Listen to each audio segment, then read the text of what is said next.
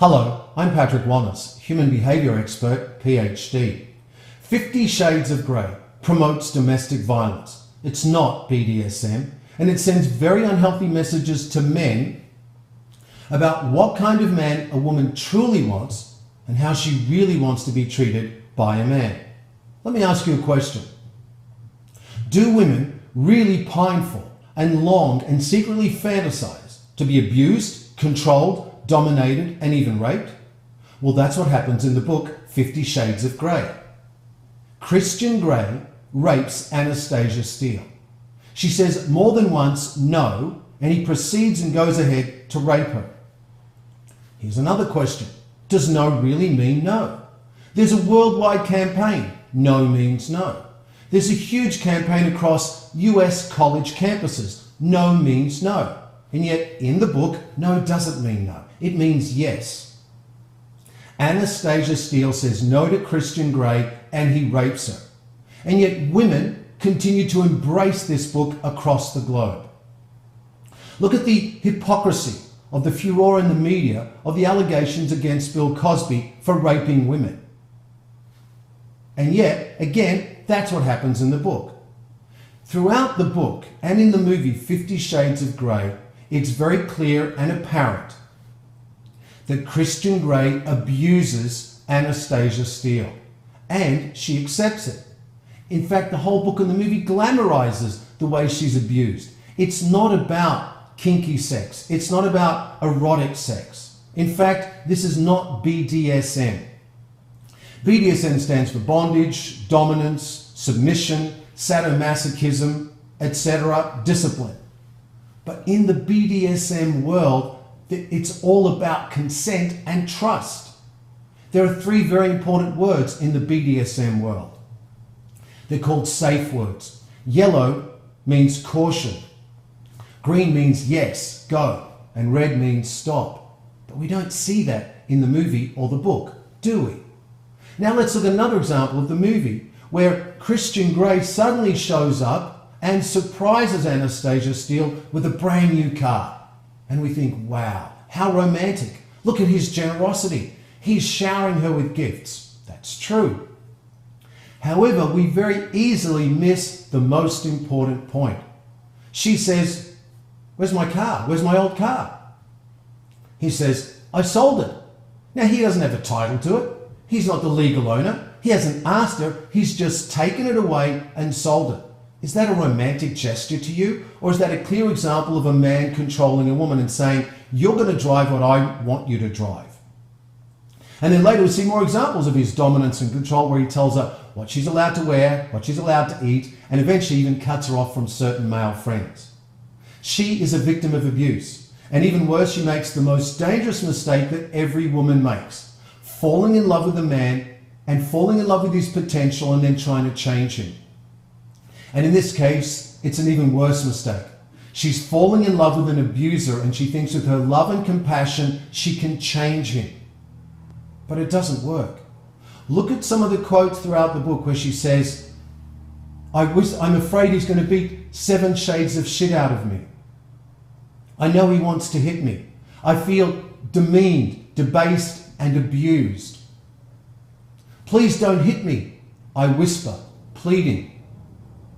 I don't want him to hit me. Is that too much to ask? Is that unreasonable? These are the comments and the quotes from the book by Anastasia Steele. Is this how women want to be treated? They want to be afraid of a man? They want to plead with him not to hit them? They want to feel demeaned, debased, and abused?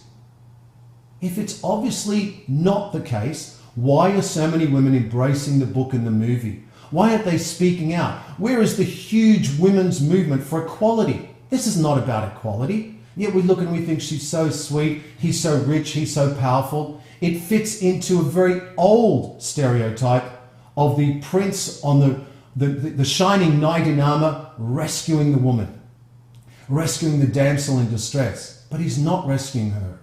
He's abusing her. And you'll see that she feels demeaned, debased, abused. She feels ashamed at times. She feels that she can't control him. She's even afraid to touch him affectionately because he might lash out. Here she is trying to change him, but it doesn't seem to work. And yes, in the book, it sort of plays out that eventually she does change him. In real life, that's not the case. So the question is, why do you choose to embrace this book? Why do you choose to embrace this when it's a clear case of dominance, abuse? And here is a woman that clearly reveals the classic symptoms of a victim of abuse. She's criticized, she's diminished, she's debased, she's humiliated, she's controlled, she's dominated. And even though there are small examples of where it appears that she's in control, such as when she says to him, "Oh no, I'm not ready to sign the consent form," they're nothing in comparison to all the other things that happen. Why does she say to him, "Okay, go ahead and do the worst to me"?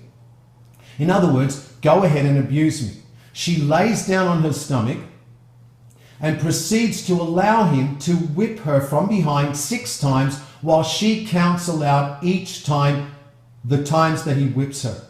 Why does she stay there for 6 times? And at the end she gets up and walks out and says, "You'll never do that to me again." But why did she let him do it to her 6 times? If she had power, she would get up after the 2nd or the 3rd time. It's so easy for us to look at this and say, it's just romance, it's just a movie, it's just entertainment. No, it isn't. It also sends messages to young girls that they're supposed to be dominated, controlled, humiliated, and experience pain in order to experience love or in order to have a relationship. The message to men is, we know that women want to be controlled, abused, dominated, criticized, diminished, and ultimately raped. We don't care what they want. We're going to do what we want, and women are here to serve us. Because Christian actually says that. When she says, "Well, why? Why do you want me to do all these things?" He says, "To please me. And when you please me, then you'll be able to get pleasure. You'll get pleasure by pleasing me." Is that how you want your daughter, your sister, your girlfriend to be raised? Is that the kind of relationship you want her to have? We need to be very clear about this. There's no black and white here. There isn't 50 shades of grey. It's very clear that it is abuse. And the question remains, what do women really want?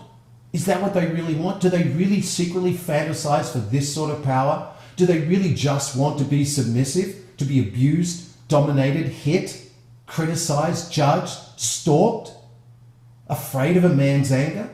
Is all of this part of a game where a woman says, "I'm going to fall in love with a man and I'm going to set out to tame him, domesticate him, and free him of all of his psychological pain"? Well, here's the truth. It might work in a book or in a movie. It doesn't in real life. And if you're not sure, speak to someone who's a victim of abuse. Because no matter how much loving you have, no matter how much love you have in your heart, you cannot change an abuser. You cannot heal him and you cannot change him. Because if you think you do, then you start to feel guilty and you blame yourself each time he lashes out. Wake up. 50 Shades of Grey promotes domestic violence. It promotes abuse. It promotes rape. And it tells men that that's what women want. They want to be raped, dominated, and abused.